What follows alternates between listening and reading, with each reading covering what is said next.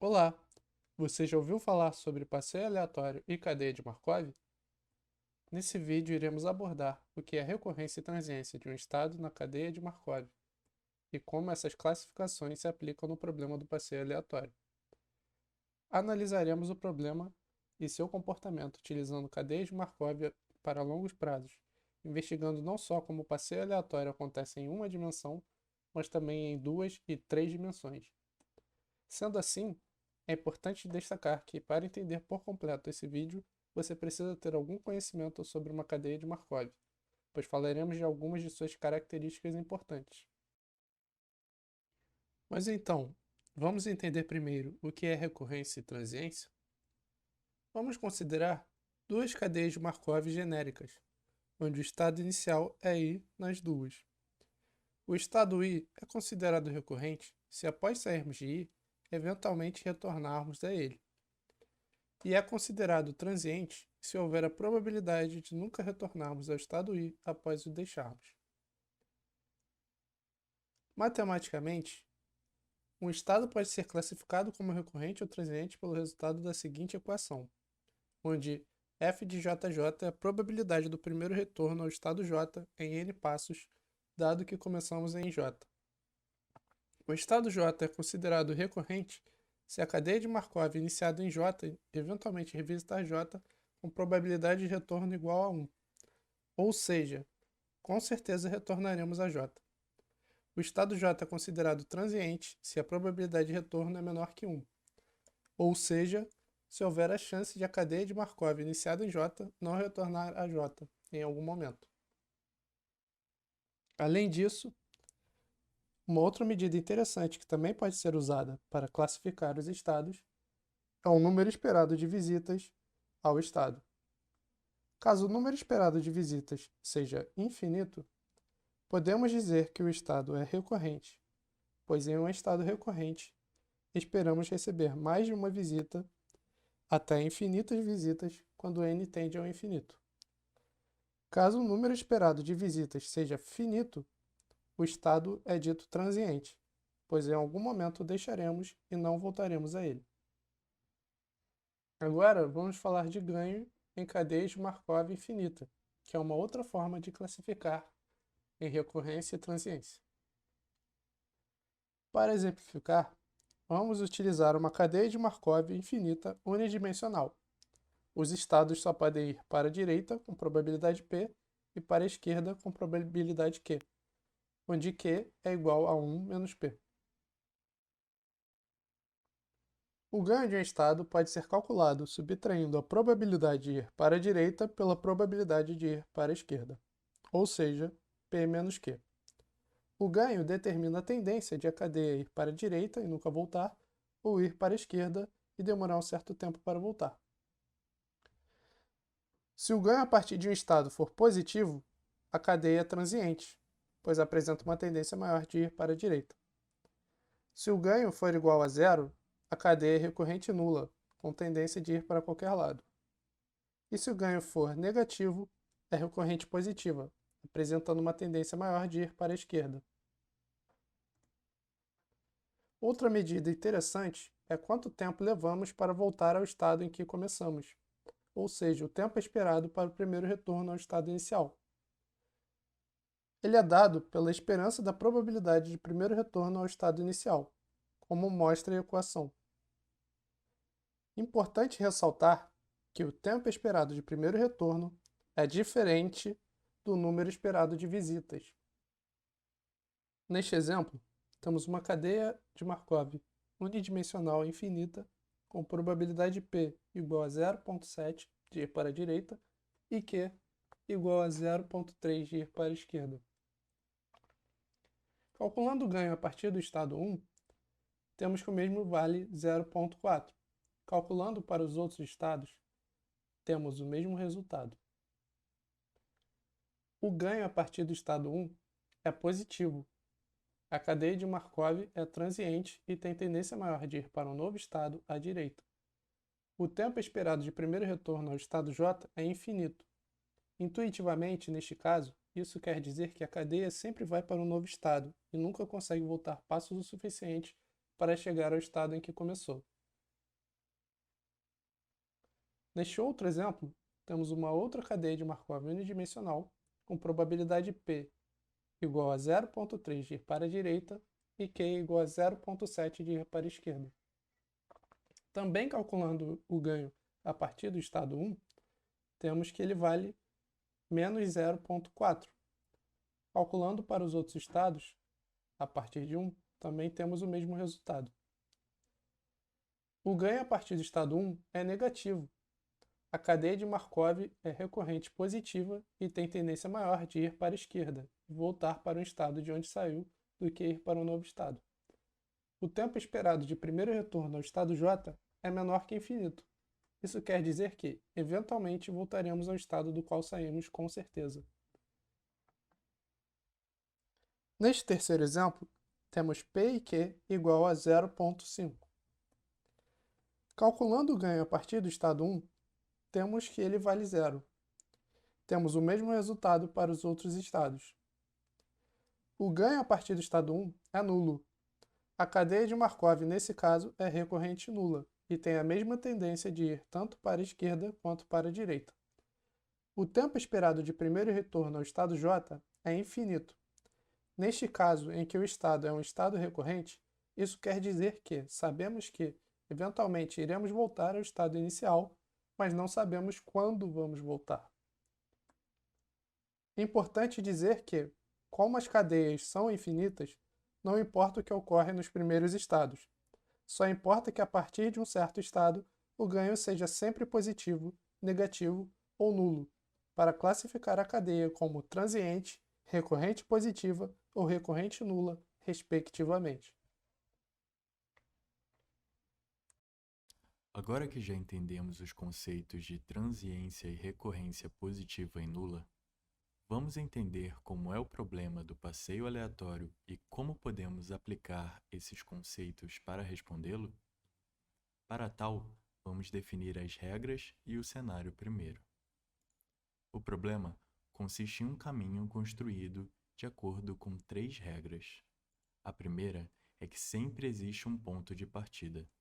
A segunda, a distância de um ponto qualquer até o próximo é constante. E a terceira, a direção de um ponto para o próximo é escolhido aleatoriamente. Beleza, regras entendidas. Então, chegamos na pergunta do problema. Será que iremos voltar ao ponto de partida construindo o caminho dessa forma? Para responder essa pergunta, vamos começar imaginando o problema em uma dimensão, onde há uma pessoa em cima de uma corda bamba. Na nossa visão de espectador, essa pessoa só poderá se movimentar para a esquerda ou para a direita. Podemos imaginar a corda como o eixo X de um gráfico, com a pessoa no ponto inicial 0. E assim, cada passo, dado aleatoriamente, irá para um dos sentidos do eixo. Assim, podemos pensar o problema como uma cadeia de Markov, onde os estados são os pontos do eixo X, com probabilidade P de andar para o sentido positivo e Q para o sentido negativo. Note aqui que, como P e Q são probabilidades, eles têm a relação de que um será sempre um menos o outro, pois são um somatório dos eventos que podem ocorrer. Transformando nossa pergunta de se a pessoa sempre voltará para o ponto de partida, podemos encará-la agora como a pergunta de se a pessoa voltará ao ponto inicial 0. Note que para retornar para o estado inicial, sempre será preciso um número par de passos. Se a pessoa andar para o estado 1, precisará de um passo de volta para o estado 0. Se a pessoa andar para o estado 1 e posteriormente para o estado 2, precisará de 2 passos de volta para o estado 0, e assim em diante. Mesmo fazendo loops entre estados, sempre teremos um número par de passos. Sendo assim, podemos definir a probabilidade de, em 2n passos, sairmos e voltarmos do estado inicial 0. Ela será a escolha de n passos para a direita e, consequentemente, n passos para a esquerda, onde os n passos para a direita ocorrem com probabilidade P e os para a esquerda com probabilidade Q ou 1 menos P. Para resolver 2n escolhe n, podemos utilizar a aproximação de Stirling, onde n fatorial tem um valor aproximado alternativo para valores de n muito grandes. Logo, nesse cenário, podemos abrir o valor de 2n escolhe n com os fatoriais e calcular a aproximação com base na aproximação de Stirling, assim chegando em um valor determinado. Sendo assim, podemos agora calcular a probabilidade de retorno de 2n passos com essa aproximação, e por fim, calcular esta probabilidade. Para tentar entender se o comportamento da caminhada será transiente ou recorrente, podemos separar esta probabilidade em dois casos. No primeiro, chegamos no valor de 1 sobre raiz de πn, se p igual a meio, ou seja, onde as probabilidades de irmos para ambos os sentidos são iguais. No segundo, p será diferente de meio, e continuamos com o valor calculado. Com isso, podemos calcular qual o número de visitas esperada em cada caso, realizando o somatório da probabilidade de revisitarmos o ponto inicial em 2n passos, para n igual a 0 a infinito. Para o caso de p igual a meio, teremos um resultado infinito, logo, um estado inicial recorrente. Já para p diferente de meio, epsilon será sempre maior que 0 e menor que 1, dado que podemos enxergá-lo como a equação de segundo grau com valor máximo 1 em p igual a meio, mas como epsilon não assumirá esse valor, será sempre menor do que 1. Portanto, a quantidade de vezes que o estado inicial será visitado será finita. Logo, nesse caso, o estado será transiente. Portanto, em uma dimensão, nosso estado inicial será recorrente quando p for igual a meio. Sendo assim, o número de visitas a esse estado tende a infinito, e a probabilidade de revisitarmos é 1. Note que o ganho da cadeia é zero, logo, o passeio de 1D é recorrente nulo. Por outro lado, o estado será transiente quando p for diferente de meio, sendo o número de visitas finito e a probabilidade de revisitarmos menor que 1. Então sim, iremos voltar ao estado inicial quando p for meio, ou seja, quando as probabilidades de irmos para a esquerda e para a direita forem iguais. Mas, por outro lado, não voltaremos ao estado inicial quando p for diferente de q, ou seja, quando a probabilidade de irmos para a esquerda for diferente da probabilidade de irmos para a direita. Mas será que em duas dimensões ainda podemos voltar ao ponto de partida ou estado inicial com alguma garantia quando as probabilidades de ir para cada sentido são iguais? Imagine o problema da seguinte forma. Há uma pessoa bêbada andando no meio da rua, onde seu ponto de partida é um bar na esquina. Na nossa visão de espectador, vendo por cima das ruas, esta pessoa só poderá ir para a próxima esquina da direita, da esquerda, de cima ou de baixo. E esta será nossa cadeia de Markov, onde o estado inicial é a esquina onde a pessoa começa a andar, e os outros estados, as infinitas esquinas da malha da cidade. Então, se a pessoa andar k quadras para a direita, terá que andar k quadras para a esquerda, sobrando 2 vezes n menos k passos para a outra direção, n menos k para cima e n menos k para baixo. Podemos enxergar a probabilidade da pessoa voltar para o ponto inicial em 2n passos, de forma que será igual ao número de possíveis trajetórias para que seja satisfeito o problema, vezes a probabilidade de adotar aquele caminho, no caso, 1 sobre o número total de caminhos que podem ser adotados. Este número pode ser visto tal que sempre teremos 4 possibilidades a cada esquina escolhida. Então, vamos calcular o número n de diferentes trajetórias que podemos ter para satisfazer o problema de modo que a pessoa volte ao ponto de partida. Então, para 2n passos, o caminho pode ser feito de formas diferentes, escolhendo os caminhos a serem feitos nos 4 sentidos. E consideramos k variando de 0 a n esquinas, pois podemos andar no máximo n esquinas para um sentido e retornar ao início com n esquinas para trás. Com isso, podemos multiplicar o resultado por n fatorial sobre n fatorial 2 vezes e chegar em um resultado mais simplificado. Agora, podemos calcular a probabilidade de retorno em 2n passos, com o valor das n trajetórias calculadas. E para simplificar o somatório, teremos que pensar no seguinte problema.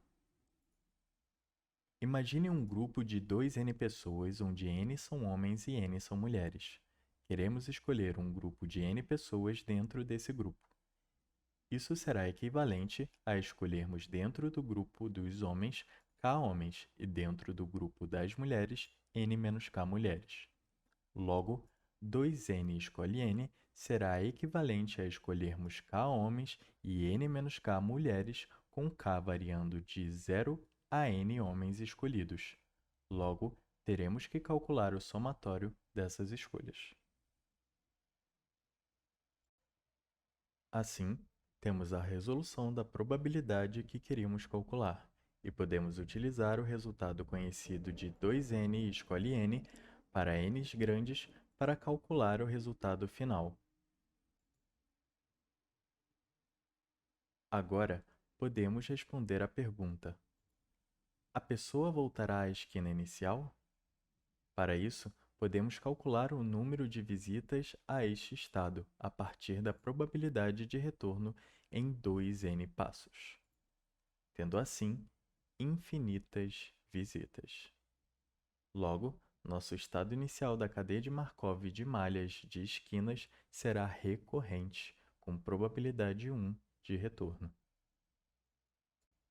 Ou seja, iremos sim voltar ao estado inicial para o nosso problema em 2 dimensões, quando, para todos os sentidos, as probabilidades de irmos para eles são iguais.